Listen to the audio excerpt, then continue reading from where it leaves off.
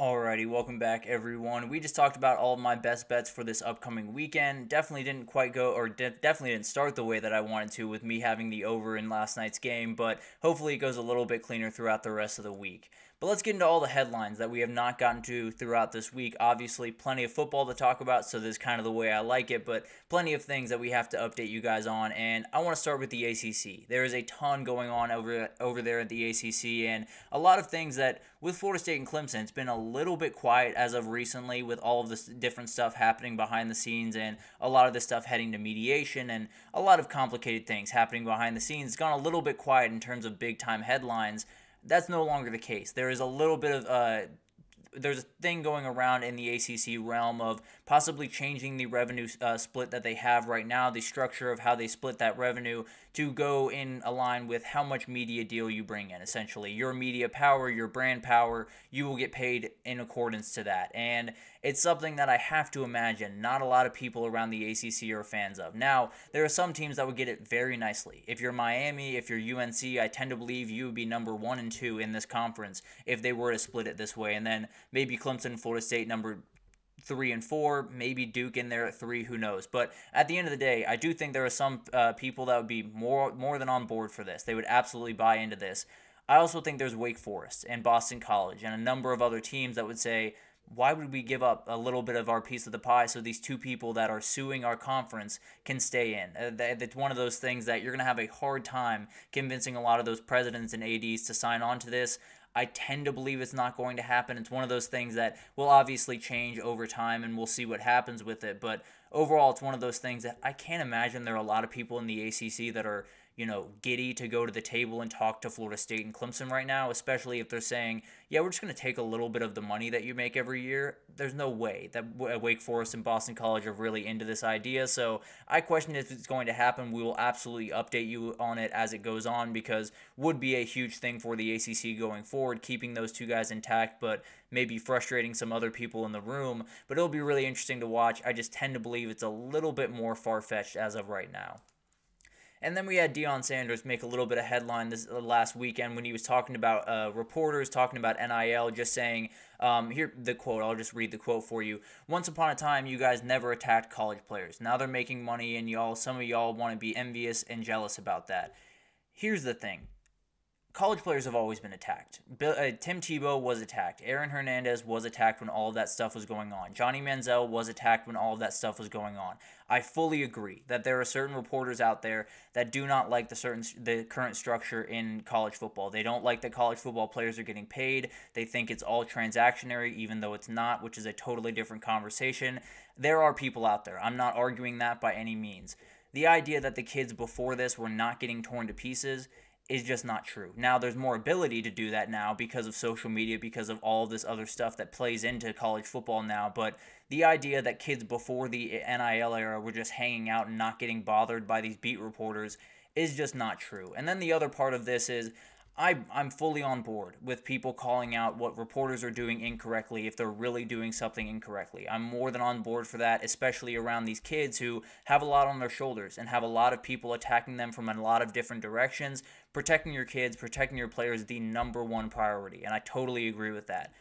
I would love for him to say some names. I would love for him to sit up there and say, you wrote this specific thing about my player that was not true, and then we can have a conversation about it. Right now, it seems like he's just talking at a grandiose stage about media in general, and I don't know who he's mad at. I don't know who he's going after, and I don't know if that person or this group of people actually did anything wrong. So I would love for him to say, you from the Denver Post or you from this specific website said Shador was doing this with his NIL money and he's not. And I think then we could have a real conversation. When you just say you guys are going after these players the way you didn't before, I don't really know what to make of that. So it's one of those interesting scenarios where I tend to agree with a lot of what Deion said in that quote and a lot of what his sentiment was in that quote. I just like him to really do it, really say what that reporter said, and we can have a real conversation about why he shouldn't do that and why it's really messed up what was happening over there. So it's one of those things that I don't really have too much of a problem with what he said. I just think the idea that kids before the NIL era were just living free and clear of all these beat reporters is just beyond not true. But moving forward, John Gruden seems like he might want to get into college football. I know that sounds a little bit crazy, but it sounds like the former NFL head coach wants to get back involved in football. He feels like a lot of the stuff that has happened over the past little bit, obviously got fired after some really terrible emails came out around him, and definitely a lot of things that came out around him that were not great by any means, and he resigned in October of 2021, has not returned to football since. So we'll see if he's able to get a job at the college football level. I will say this, I think if he were to get a college football job, it would not go well. I just plainly think that. I think his style of coaching would not work at the college football level. I don't think he has the ability to be able to recruit at a high level. I just think it would be a very, very tough thing for him to do. I think he's a fantastic football mind. I have opinions behind the scenes, that's beside the point. I do think he's one of those guys that would work from a football perspective if he's not the head coach. If you have him as the offensive coordinator and he doesn't have to do too much recruiting and that type of stuff, I think that would make sense. As of right now, I just don't think it would work all that well, and I don't know how many college football programs would be lining up. But at the end of the day, it is a big-time name. It is someone that a lot of people would at least think about, so I have to imagine he'll get some type of job, maybe a low-level job here pretty soon, and we'll see what happens from there, but definitely something to monitor going forward.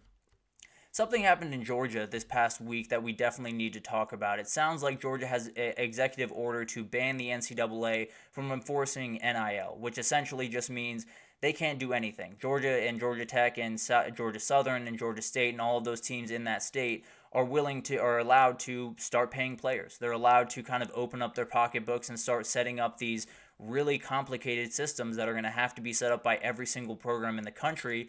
So they got a little bit of advantage right now. Those two schools right there are going to have the ability to go into rooms with elite recruits and say, we can pay you without any problem going forward over the next little bit. And then you'll have to see what happens with the House settlement, and you'll get into that once that is officially passed. But the reality is, anyone that can get a kickstart on what all of this looks like, get a kickstart on all of this different stuff that is going to come on their plate, it's a win. So these two schools just got a huge, huge boost to their recruiting ability, and not only that, but a huge boost to just figuring out what all of this craziness is going to look like at their two schools, while everyone else is kind of just waiting for that thing to kick in. I tend to believe there are a lot of people around a lot of different states that are having those conversations right about now, but Georgia and Georgia Tech have to be pretty happy about what just happened over there at the Georgia legislature.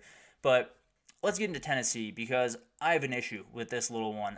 Tennessee has added a 10% talent fee to their season tickets going forward starting in 2025, and I got a problem with this. I understand that Tennessee is going to have some of those bills that we just talked about that they're going to have to foot going forward. I totally agree that it's going to be a little bit difficult for some of these athletic departments out there to foot all of these bills. Tennessee is not one of them. I can absolutely promise you that Tennessee is not one of them that is looking at their books right now and saying, we really cannot handle paying these kids. I promise you they are not in that group. There are plenty of people that are in that group, don't get me wrong. Tennessee is just not one of them. And I have hated this for quite a long time, that in college football and in sports in general, really, the buck is always passed to the fans. They understand that we as the fans are willing to pay. We are willing to go into these games because we want to be in Neyland Stadium. We want to be in Sanford Stadium. We want to be in all of these incredible places around the country. We want to be there every weekend, hanging out with our friends, doing tailgating, all of the stuff that makes college football special. So they know that they can pass this off to us, and we'll say, yeah, sure, that makes sense. And I guess if it does go toward getting better players on your team, there's a lot of Tennessee fans that would be more than fine with that. I just think it's one of those things that, why? Why do you have to do this? I know Tennessee does not have to do it. I know a number of teams that are going to do it going forward do not have to do it. So it's one of those things that whenever the fans are capable or able to foot the bill, they absolutely will. I can promise you that, and especially going forward with a number of different things coming on the books, it's going to get a little bit more aggressive. So I have to imagine I'm going to be very frustrated by a number of these different rules going forward, but Tennessee was just the first one to it. So I'm frustrated with them first, but I promise I'll follow suit if others kind of follow suit in this. Apologies. And then we have Pat Narduzzi, because he got fined $5,000 for publicly criticizing the ACC refs. I love this for a million different reasons. I think we need way more coaches talking about what's going on in the ref world, because the reality is it's not going well. There's a number of different things that have to be fixed in terms of what refs are, how they're structured, who they're employed by, a million different things that need to change. you have to have coaches to speak out to say it. You have to have coaches like Kirby Smart, like Pat Narduzzi, like all of these guys that have been in this business for such a long time to say this is not the way that's supposed to be going. The Panthers got 12 penalties, 112 yards, and a come from behind win against West Virginia this past weekend. And there were a lot that were absolutely crazy. I'll be totally honest with you.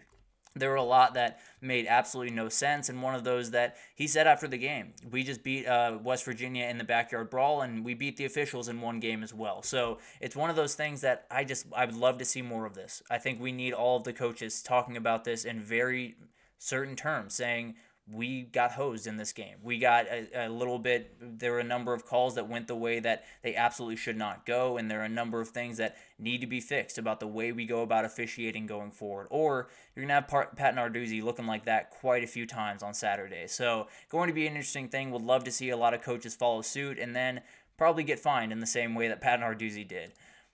And then we have to talk about the AAC and Air Force. Air Force is one of the teams that the AAC, the American, is going after for their possible expansion going forward. We know that the Pac-12 has taken over a number of teams from the Mountain West, including Colorado State, San Diego State, Fresno State, and Boise State. They're looking for a couple more. It doesn't sound like Air Force is on the short list to get in, so they're looking for somewhere else to go. And it sounds like the American is one of the conferences that would be on the short list. Now, one of the big-time questions here is if the American is looking for a new team to add into it, are they worried about these two teams leaving? Are they worried about Memphis and Tulane possibly walking out the door to the Pac-12? And if they are, then this makes a lot of sense. Definitely go out and get these players in. It does sound like if the Mountain West does lose Air Force, by the way, it will take them below that 8-team threshold to be a conference at the FBS level, and I can't imagine they're getting back over that. So it's going to be really interesting to watch this develop. I think it's one of those things that there's going to be a lot of movement in the realignment world going forward. The American might be the epicenter for it. So we're going to have to watch them very, very closely. Absolutely love that Air Force is going to the same conference of Army and Navy, so very much like that. But I think it's one of those things that there's going to be a lot of movement at the Group of 5 level, and the Americans probably at the very center of it. Maybe it's adding Air Force, but losing these two guys, Memphis and Tulane, right here.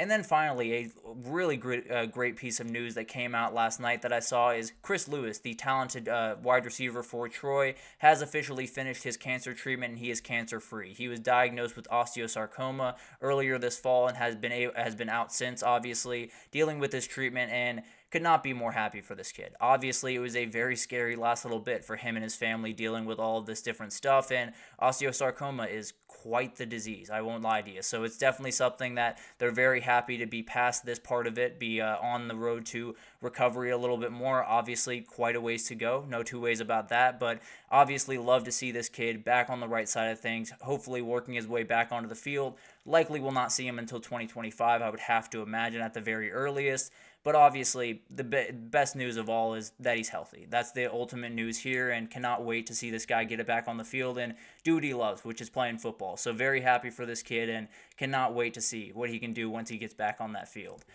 But that'll do it for this edition of the GSMC College Football Podcast, brought to you by the GSMC Sports Network. Your support means a lot to us, so please remember to subscribe to the show, leave a positive review. It does make a huge difference. Also, follow us on Facebook, Twitter, TikTok, Instagram, all of the social pages for all the content and updates you could possibly need. We have really awesome people doing great work across every single sport you could want. So anything you need in the world of sports, come on over to GSMC, and we will have you totally covered. Enjoy the games this weekend. It's going to be absolutely incredible to watch all of this stuff go down. I think we might have a couple of big-time upsets this upcoming weekend, so just keep your eyes peeled. Definitely make sure you're watching all the games, and we'll be back here same time on Monday to break down all of the craziness. So I will see you then. Thanks so much for listening, and have a great weekend, you guys.